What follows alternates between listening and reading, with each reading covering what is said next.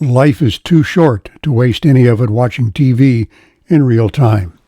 I record programs and watch them later, deleting commercials in dead time. The problem with watching sporting events this way is the crawl at the bottom of the screen gives you information about games you haven't watched yet. I had to come up with some way to kill that crawl. The first thing I tried was a simple yardstick propped on a couple of books. That worked, sort of, but I was on the right track. So I went to the basement and started working. The first one I built was too small, too narrow, up and down. I didn't realize that crawls came in different sizes, depending on the network. So it's back to the drawing board to make a wider one. The table saw is the most dangerous tool I own. I first cut my fingers 25 years ago, did it again a dozen years ago, and for the last time 3 years ago. That's why the picture of my stitched up thumb sits on my table saw as a reminder. First, I had to trim off the uneven edge from the side of this piece of panel I wanted to use to avoid all those knots.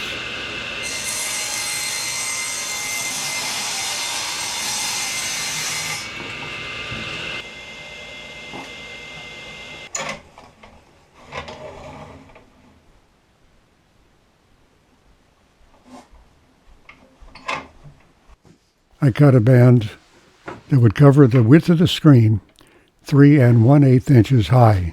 That would be tall enough to cover the highest crawl without exposing a gap at the bottom, but I would need to make some way to lower it for the shorter crawls so it wouldn't block information I wanted to see.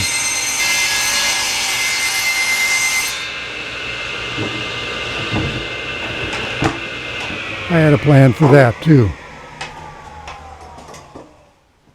Unless I'm going to cut something else immediately, I crank the blade down into the table. And I put my thumb back so I won't forget. The plan is to cut an arch in the bottom so that when I move the supports under it closer together, it would lower the crawl killer to just the right height.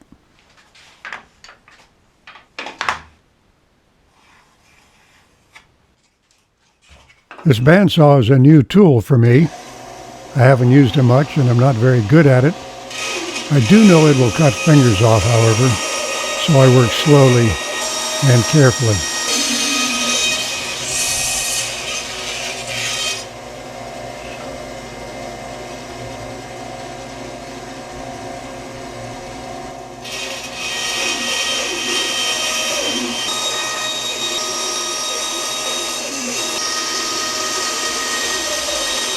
Okay, that's done.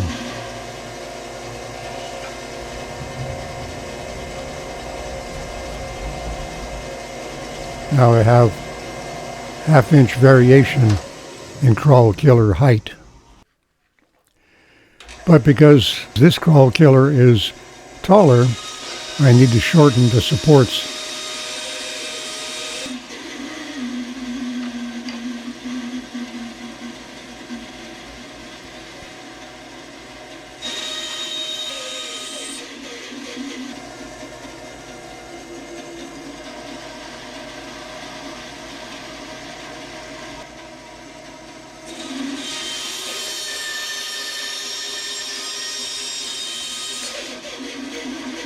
Half an inch should do it. Now, let's see how it works.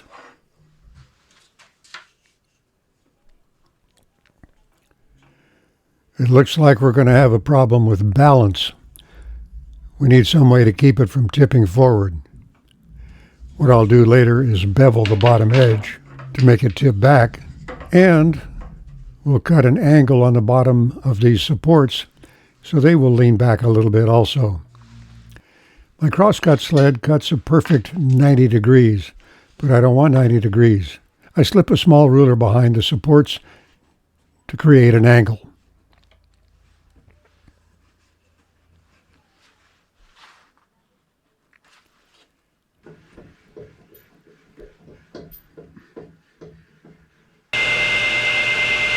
Again, I move slowly, paying attention to my fingers.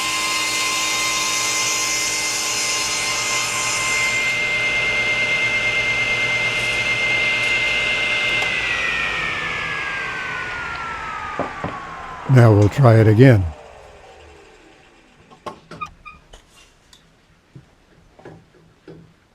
That's a little better, but I still need to bevel the bottom edge.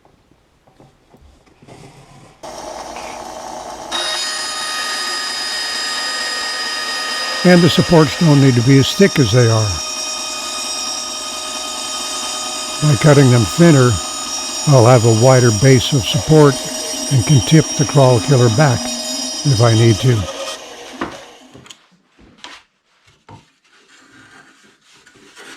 First I'll use a plane to create the bevel. It won't take much.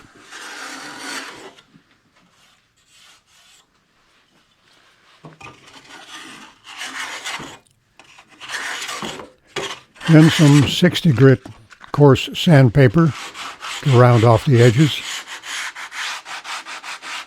We'll follow that with some 150 grit to make it smoother. One more thing. You might ask, why did I not cut those off with a bandsaw while I was over there using it? That's a very good question. I have no answer.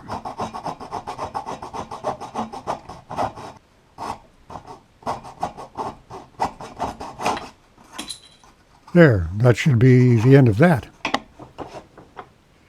Well, wait a minute. Those don't have to be that tall. If I cut them back a bit, they won't protrude into the TV viewing area when the crawl killer is not on the supports. I should have gone up to measure exactly how much to cut these off, but I didn't. They're close enough.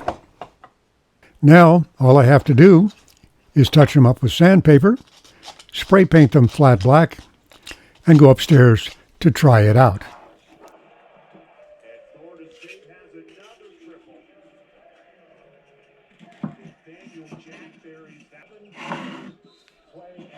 There we are, with the crawl killer as high as it will go. Just about right.